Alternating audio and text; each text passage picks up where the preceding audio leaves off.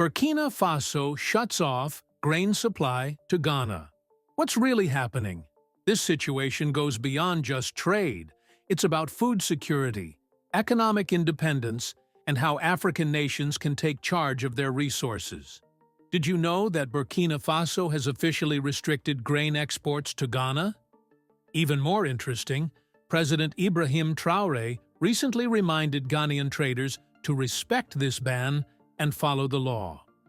While many perceive Ghana as a strong economic force in West Africa, the reality is surprising. Ghana relies heavily on Burkina Faso for essential food supplies, including grains, cereals, and even tomatoes. And now, with the export ban fully in place, Ghana is feeling the pressure. Despite its smaller size and arid landscape, Burkina Faso has become a crucial supplier of grains, cereals, and even tomatoes to Ghana. If you're wondering how that's possible, you're not alone. Many Ghanaians are asking the same question. Of course, Ghana does trade with Burkina Faso in other ways. Ghana supplies yams, timber, and other goods to Burkina Faso. However, it's the grain trade that has sparked the biggest controversy. President Traore's recent warning to Ghana was a clear reminder that Burkina Faso's laws must be respected, and Ghanaian traders must adhere to the ban. In response, Ghana's Ministry of Foreign Affairs issued a statement urging its citizens to obey the restriction. Imagine your mother reminding you to listen to the neighbor who caught you picking apples from their tree. It's a tough pill to swallow, but there's no choice. For many Ghanaians, this situation is both embarrassing and eye-opening. Some are even mocking their own government, questioning why a resource-rich nation like Ghana has to rely on a poorer neighbor for food. After all, Ghana is known as the Gold Coast. Shouldn't they be able to turn some of that gold into grain? How did Ghana become so dependent on its smaller, landlocked neighbor for food? And most importantly, what lessons can Ghana learn from Burkina Faso's agricultural success? Stick around. What you're about to discover will challenge everything you thought you knew. In 2024, under the leadership of Captain Ibrahim Traoré, Burkina Faso made a bold move, enforcing a grain export ban that effectively cut off Ghana's access to essential food supplies. On the surface, this seems surprising. Ghana, with its wealth, coastline, and larger economy, should be the one supplying food to Burkina Faso, not the other way around, right? But here's where the real story begins. The relationship between Burkina Faso's President Traoré and Ghana's then-President Nana Akufo-Addo had already been tense. It all started when Akufo-Addo openly told U.S. officials that Burkina Faso was working with Russian mercenaries. That statement made headlines and raised concerns across Africa. But let's be real, who likes a neighbor who gossips about them to outsiders? Traoré certainly didn't. Fast forward to the grain export ban, and suddenly, Ghana found itself in a difficult position. The Ghanaian government admitted it had not been consulted about the decision and was now left with no choice but to comply. It's like being locked out of a party you thought you were invited to. Awkward and embarrassing. Before we continue, take a moment to like this video, share it, and subscribe to our channel for more insights on Africa's economy, politics, and global influence. Now, here's where things get really interesting. Ghana is also one of the world's top cocoa producers, yet it struggles with food security. The situation has forced many to rethink Ghana's agricultural policies and ask why the country isn't growing more of its own food. Burkina Faso's export ban covers a range of staple crops, including rice, millet, maize, sorghum, white beans, and cowpeas. These are not just random food items, they form the backbone of Ghana's diet and food economy. With the ban now in full effect, Ghana must either increase domestic production or find alternative suppliers. The big question is, will Ghana take this as a wake-up call and invest more in agriculture, or will it continue to rely on imports and risk future food shortages? You might be wondering why a country like Ghana, with its favorable climate and vast resources, doesn't produce enough of its own staple foods. The answer isn't simple. It's a mix of agricultural policies, economic priorities, and even the effects of climate change. But at the end of the day, Ghana has found itself in a position where it heavily depends on its northern neighbor, Burkina Faso, for essential grains and produce. Now, I can already hear some of you asking, why doesn't Burkina Faso just stop grain shipments at the ports? Well, here's an interesting geographical fact: Burkina Faso has no ports. It's a landlocked country, which means all of its trade relies on land routes. So how does this food get into Ghana in the first place? It's all about the land borders, my friends. Picture this every single day. Thousands of trucks move between Ghana and Burkina Faso, carrying everything from wheat and rice to tomatoes and imported goods. It's like a never-ending supply chain on wheels. Now, imagine trying to check every single one of those trucks to enforce a ban. We're talking about millions of 100-kilogram sacks crossing the border, often with documents that don't always tell the full story of what's inside. It's a logistical nightmare that would challenge even the most seasoned customs officer. But here's where things take an unexpected turn. While Ghana is struggling with a grain shortage, Burkina Faso, under the leadership of President Ibrahim Traoré, is experiencing an agricultural boom. Thanks to aggressive farming initiatives, Burkina Faso has significantly increased its crop production. And they're not stopping at just growing more food, they're also building the industries needed to process it. Think about it. Burkina Faso now has its own flour mills, processing local wheat into flour. They've established tomato processing plants, producing their own tomato paste. In short, they've gone from being just farmers to becoming food manufacturers. This is exactly why the export ban exists.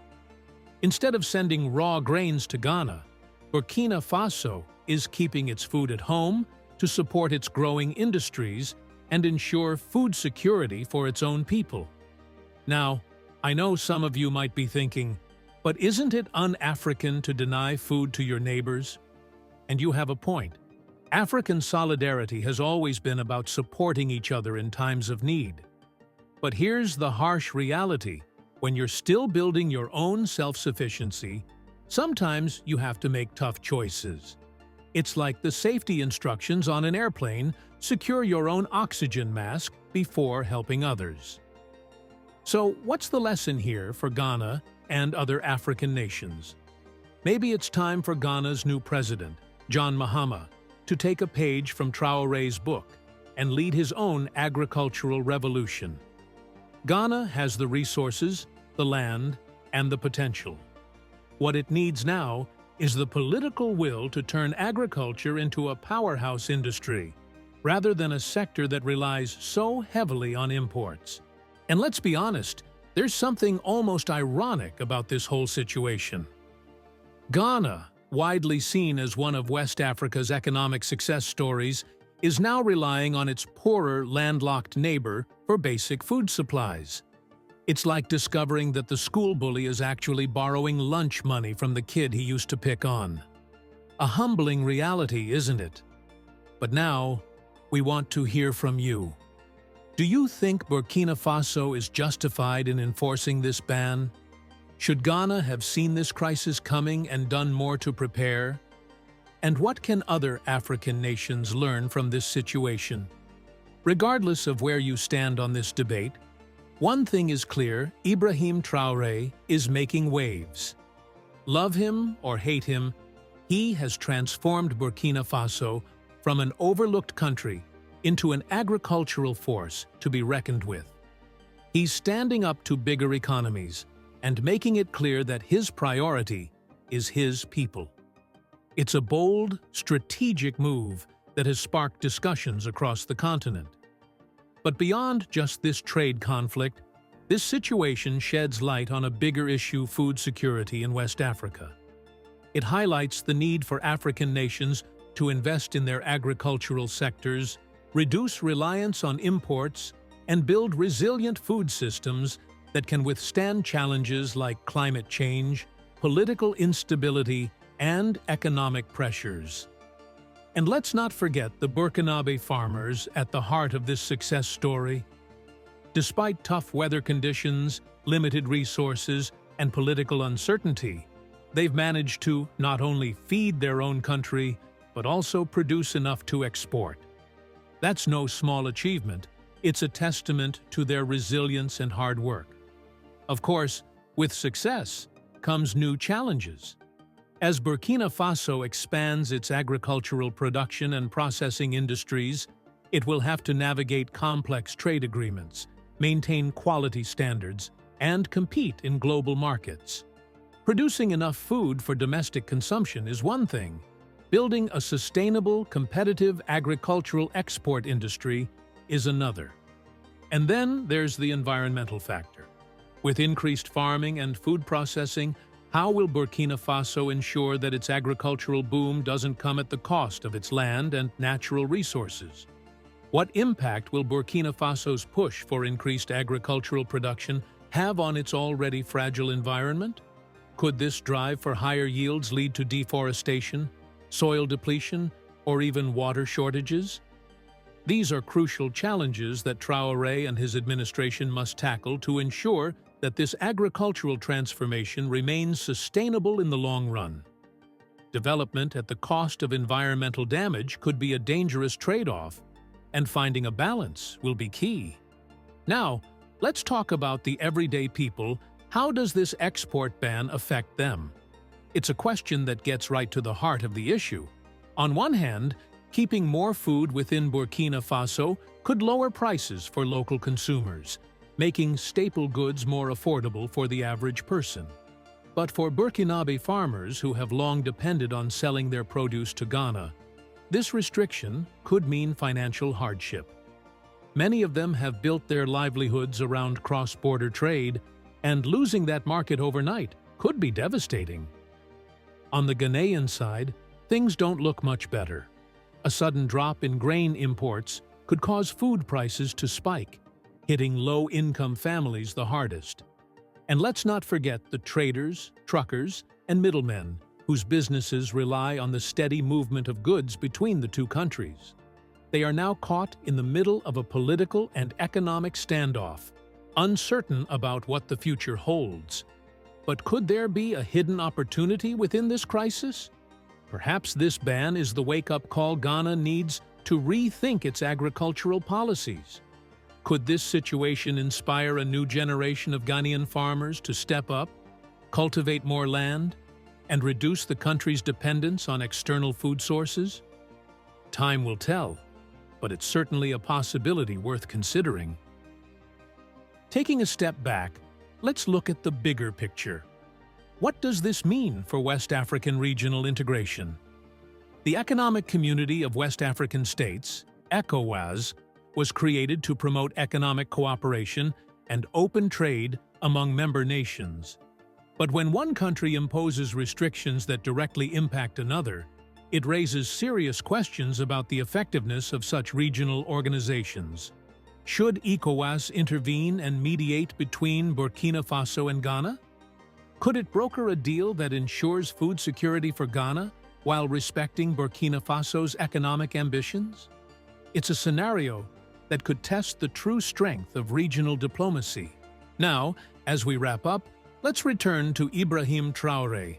His leadership has certainly been bold, and whether you support his policies or not, there's no denying that he has shifted West Africa's political conversation.